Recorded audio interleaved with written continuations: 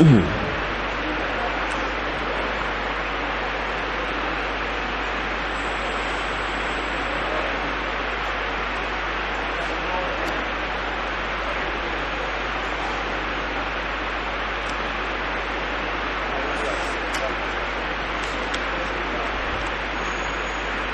اللہ الرحمن الرحیم۔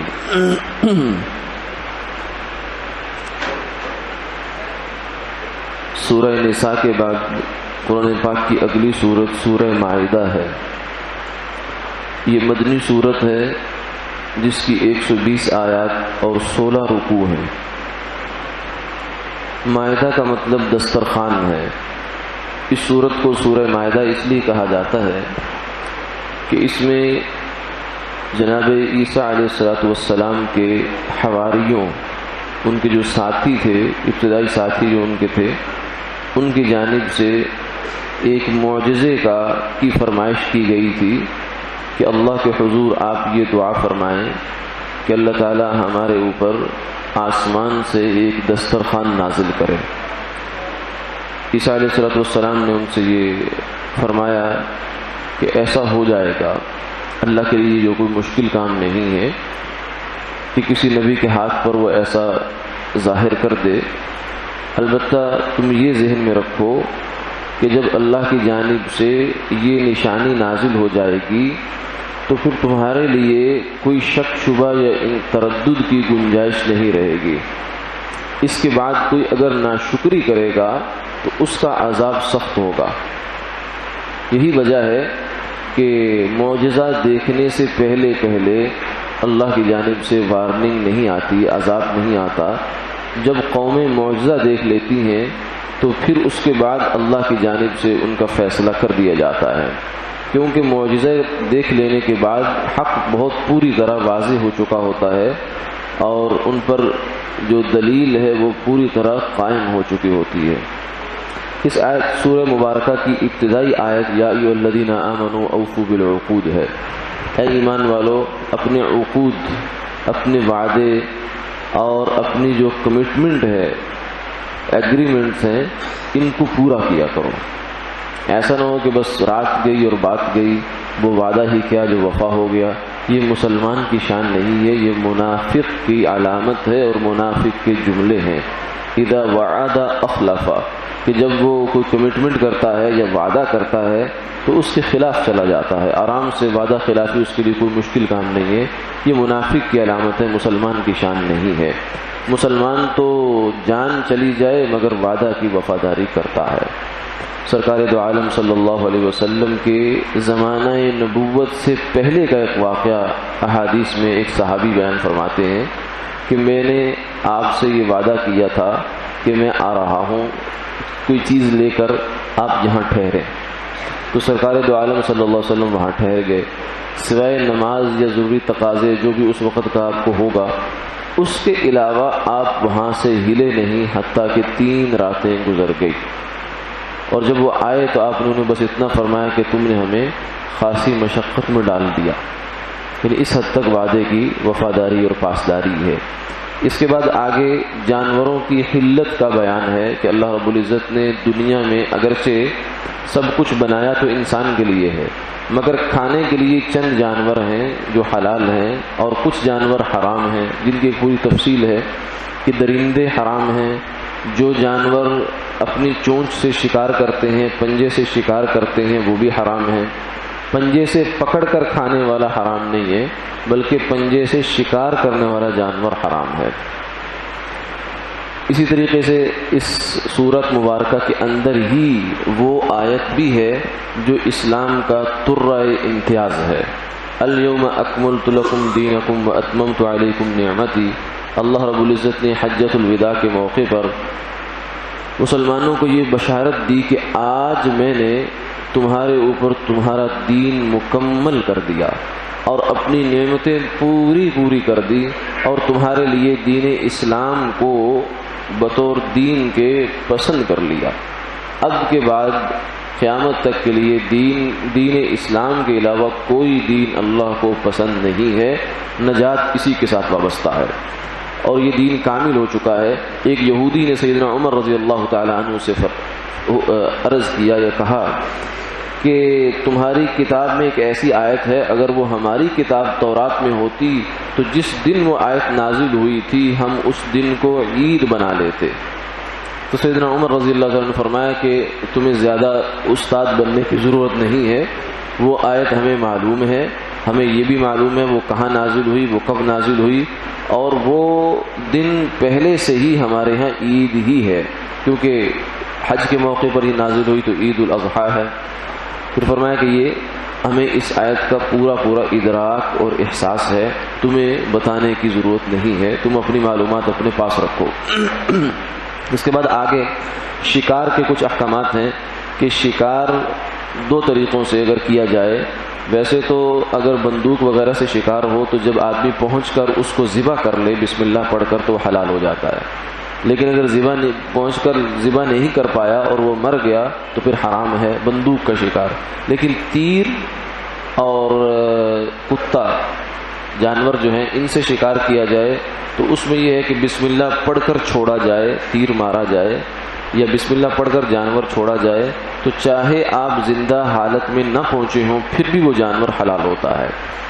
اس میں تیر میں تو سمجھ میں آتی ہے بات، کتا جو ہے وہ ایسا جانور ہے جو ناپاک ہے، لیکن اس کے بارے میں کتا ہو گیا، باز ہو گیا، اس کے بارے میں مفسرین نے یہ بات لکھی ہے کہ یہ کلب معلم ہے، یعنی وہ کتا جس کو سکھا دیا گیا ہو اس کا شکار حلال ہے، غیر معلم کا حلال نہیں ہے۔ اس معلم اور غیر معلم میں فرق یہ ہے کہ اگر وہ شکار پر پہنچ چکا ہے اور مالک اس کو واپس بلاتا ہے تو انہی قدموں پر واپس پلٹ کر آ جائے، اگر وہ واپس نہیں پلٹ رہا، شکار کو پکڑ لیتا ہے تو یہ کلب معلم نہیں، تعلیم یافتہ نہیں، تربیت یافتہ نہیں ہے، بلکہ اس میں اس کا اپنا نفس شامل ہے۔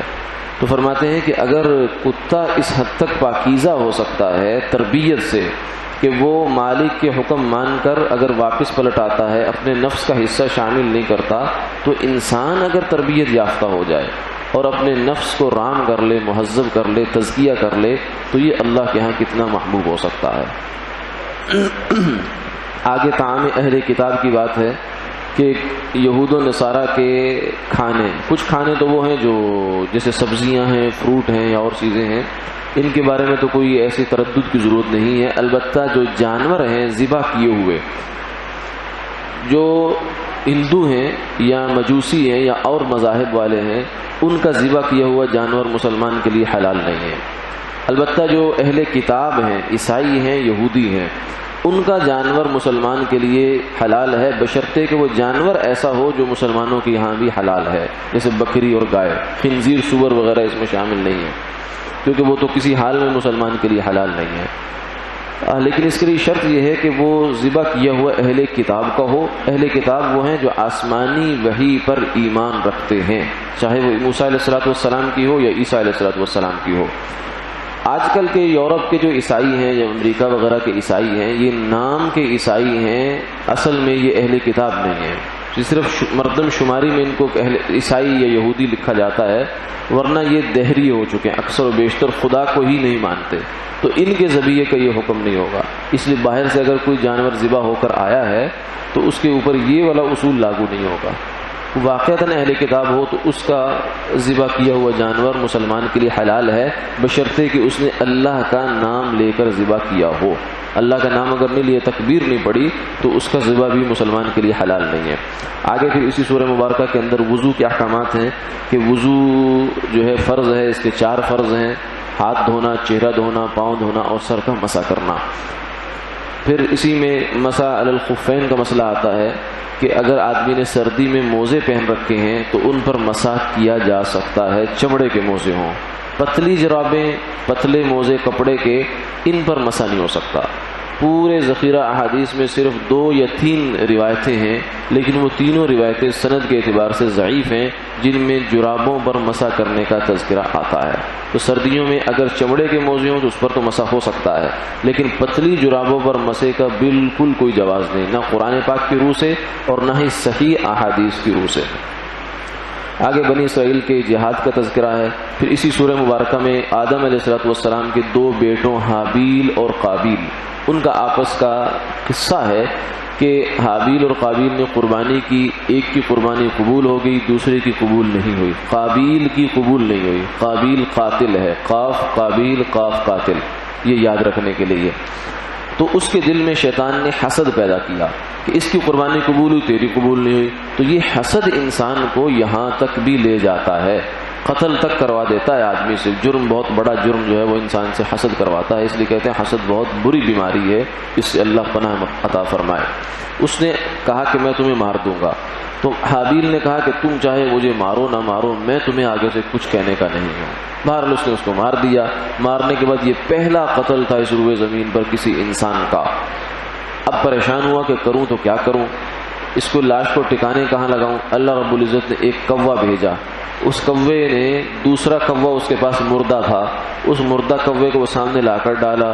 اس کے بعد اس نے زمین کو پنجوں سے کھود کر اس کوے کو اس کے اندر ڈالا اور اوپر مٹی ڈال دی۔ تو یہ تعلیم ہو گئی کہ انسان اگر فوت ہو جائے، مر جائے، تو اس کو دفن کیسے کرنا ہے۔